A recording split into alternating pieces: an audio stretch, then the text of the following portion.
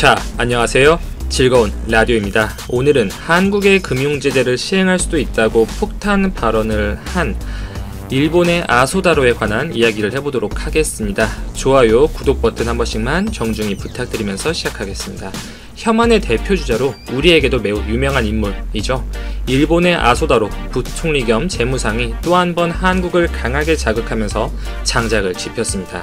강제징용 배상 판결에서 한국이 일본 기업들의 자산 현금화, 강제 자산 매각 조치를 현실화시킬 경우에 일본이 한국에 대해서 금융 제재를 내릴 수 있다고 밝힌 것인데요.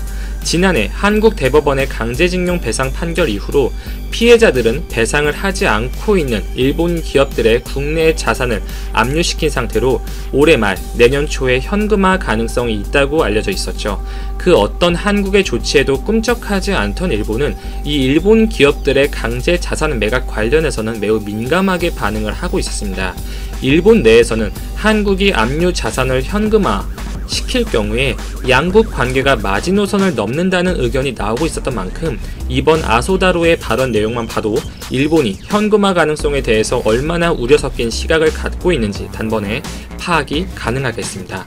또한 외교와 관련해서도 언급이 있었는데 이례적인 부분은 통상적으로 북한을 서두에 언급한 적이 많았었지만 가장 큰 현안은 한국과의 관계라면서 북한보다 한국을 높은 순위에 두었고 특히 한국이라는 국가 자체보다 일본 정부가 일관적으로 주장하는 바인 이 국제법을 지키지 않은 현재 한국 정부의 태도가 가장 큰 문제라고 평을 했습니다.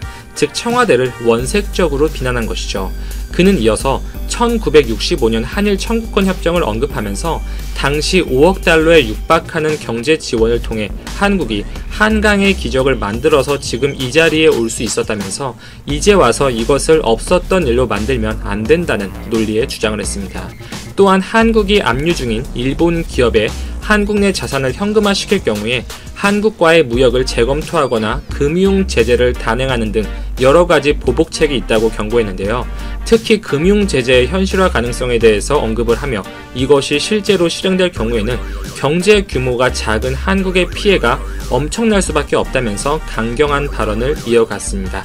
자, 일본이 만약 한국에 대해서 금융 보복 카드를 실제로 사용한다고 가정을 하면 과거 IMF 때처럼 일본 은행들의 대출 만기, 연장 거부 이러한 부분을 첫 번째 카드로 고려해 볼 수가 있겠죠.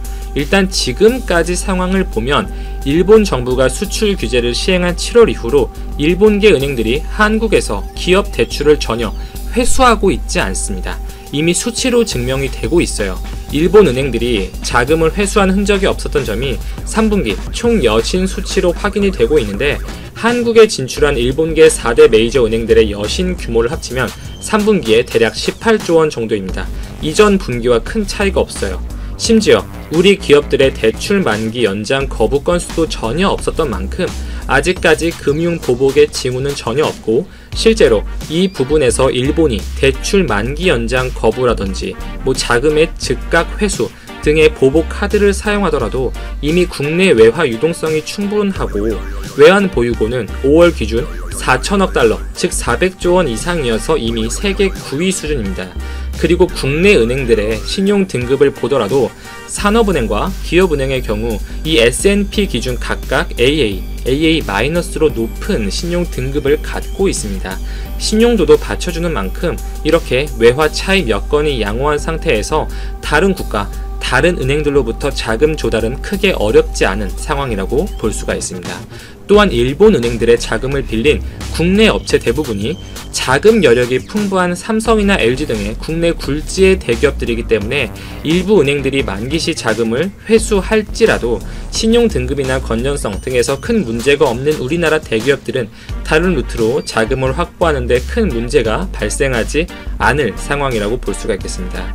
조금 이제 취약점으로 지목을 받는 것은 저축은행, 대부업 쪽이죠. 이쪽은 확실히 일본 의존도가 높아요. 우리나라 금융감독원에 따르면 올해 3월 기준 일본계로 분류되는 SBI, OSB, JT저축은행 등의 4곳의 총 여신 규모는 11조 원 정도로 알려져 있는데 업계 전체의 18% 가까이 차지하고 있습니다. 국내 은행 업계에서 일본은행 지점이 차지하는 여신 비율이 0.9%에 불과한 것에 비하면 저축은행과 대부업 쪽은 일본 의존도가 분명 꽤나 높은 편이라고 평가할 수가 있겠죠.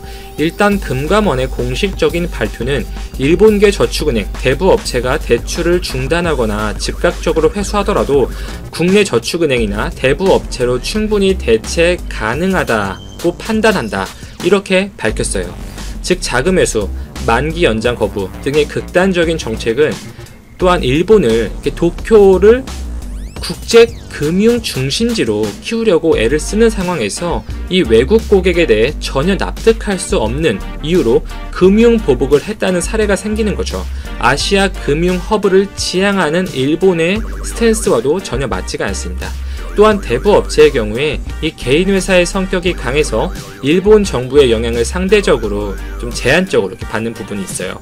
이익을 내기 위해서 비교적 금리가 높은 우리나라에서 대출 영업을 하는 대부업체들이 대출을 회수하게 되면 당연히 금전적으로 큰 손실을 보겠죠. 대부업체들, 저축은행들 쪽에서는 일본의 조치에 대해서 반발이 클 수밖에 없고, 높은 금리로 대출을 내준 대상은 대개 상환 능력이 조금 떨어지는 신용도가 낮은 개인이나 기업이 많기 때문에 오히려 자금 회수 과정에서 애로사항이 더 클 수밖에 없어서 이들 대부업체들의 중단기적인 타격은 엄청날 수밖에 없겠습니다. 또한 주식시장을 보더라도 일본계 자금이 보유한 상장 주식의 가치를 따져보면 대략 12조 4천억 원 정도로 집계가 되고 있는데, 이는 전체 외국계 자금의 2.3%로 미국, 영국 등에 이어서 9위를 기록하고 있습니다. 이 정도 작은 액수면 일사불란하게 돈이 움직이더라도 워낙 파이가 작기 때문에 시장 전체에 큰 영향을 줄 거라고 보기는 어렵다고 볼 수 있습니다. 물론 일본에서 금융 보복을 선언하고 자금 이탈 현실화되고 이것이 한국의 신용도에도 나쁜 영향을 주고 다른 국가들에서도 똑같이 자금 회수 기조가 발생하면 이 과거 IMF 때처럼 금융위기가 발생하는 것이겠지만, 그 당시와는 다르게 한국의 국제사회에서의 위상은 엄연히 크게 상승했고, 현재 국가 신용 등급이나 이 400조 원이 넘어가는 외환 보유고의 규모를 생각한다면 일본의 이러한 극단적인 보복 조치가 실질적으로 실행되기도 어려울 뿐더러 한국에 미치는 파급력은 극히 제한적이다, 이렇게 평을 할 수가 있겠습니다. 지금 280조 원의 돈을 풀려고 하는, 즉 엄청난 양적 완화를 시행해야만 하는 일본 경제의 상황을 놓고 볼 때도 일본이 지금 다른 국가에게 전격적 금융 보복, 경제 보복을 할 만한 경제 체력이 아니에요. 아무리 일본 극우 세력들이 처세술이 떨어지고 현재 한국 경제에 대한 상황 판단이나 인식이 떨어진다고는 하지만 이것이 먹힐 거라고는 정말 생각하지 않겠죠. 이렇게 아소다로가 뜬금없이 경제 보복, 금융 보복 카드를 들고 나오면서 세게 나가는 것은 12월 말에 이제 중국에서 한중일 정상회담이 열릴 것으로 알려져 있죠. 문재인 대통령과 아베 총리의 한일 정상회담 이야기도 나오고 있는 상황에서 이전에 한번 세게 나가려는 겁니다. 그리고 벚꽃 스캔들이 자국 내에서 일파만파 커지는 상황에서 아베 내각의 지지율은 하염없이 떨어지고 있고, 이 외부로 관심을 돌리는 것이 절실한 상황이에요. 항상 해왔던 방식이죠. 이 거의 모든 매체에서, 언론에서 조사를 했을 때 동일한 결과가 나오고 있는데, 이 TBS가 중심이 된 일본 민영방송사 네트워크 JNN이 7일에서 8일 이틀 동안 일본 내 성인을 상대로 실시한 전화 여론조사에서 아베 내각의 지지율은 전월 조사 때보다 5%포인트가량 하락한 49%를 기록했습니다. 지지율이 떨어진 것에 대해 응답자의 3분의 2는 벚꽃을 보는 모임이 문제, 즉 벚꽃 스캔들이 문제라고 의견을 밝혔고, 이 행사에 관한 아베 총리의 해명에 수긍할 수 없다는 반응은 72%에 달했습니다. 그리고 차기 자민당 총재로 누가 적합하냐는 질문에 응답자의 24%가 이시바 전 간사장을 택해서 3개월 연속 1위 자리를 유지하고 있죠. 이 고이즈미 환경상이 19%로 2위 자리를 차지했고, 앞선 조사에서 2위를 기록했던 아베 총리는 12%에 그쳐서 3위로 내려앉았습니다. 이렇게 일본 국민들이 아베에 대해서 분명 신뢰를 잃어가고 그 지지율이 무너지는 상황 속에서 또 한 번 반전에 카드가 필요한 아베 총리와 아소다로 부총리는 그동안 본인들이 항상 해왔던 대로 이 국내적인 이슈를 대외적으로 관심을 돌리기 위해 또 한 번 한국을 자극하는 인터뷰를 했다고 볼 수가 있겠습니다.